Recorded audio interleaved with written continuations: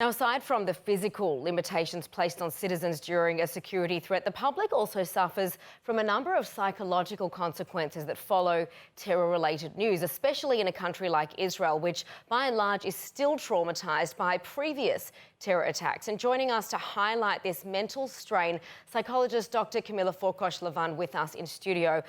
Kamila, always a pleasure to have you with us.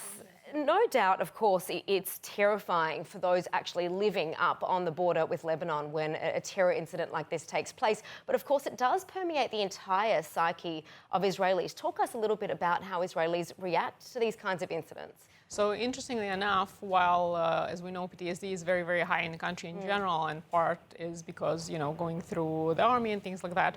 But unfortunately, it's also because of incidents like this. And the interesting part is that when you talk to people, some will report that they're very stressed out and others will report that they're not, although they do suffer from PTSD or anxiety or difficulty sleeping. So it seems like the society almost learned from a very early age to kind of suppress it and to hide even from themselves the feelings and the stress. Well, what's the impact of that as well? Because when you do speak to local Israelis, as we've talked about, it's compulsory military conscription. So you have to go through the army. There are those who have been, been alive during intifadas, during wars. They've fought in wars. There has to be an impact on your psyche.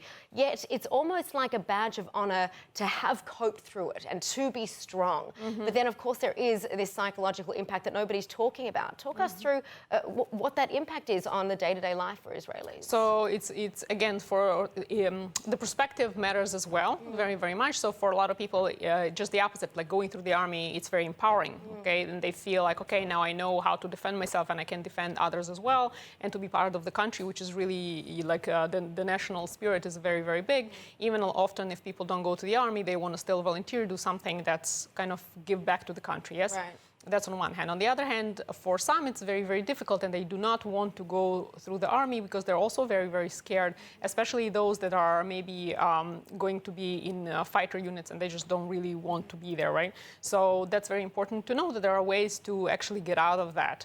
I have some of the clients that also, we went that route and I wrote a letter, and I'm not the only one, like you can go through the psychological route and do say that you're scared and you don't want to be there because no one wants to risk a life or you being afterwards, traumatized to that extent. Very briefly, how can you identify if you are suffering from PTSD and what should you do?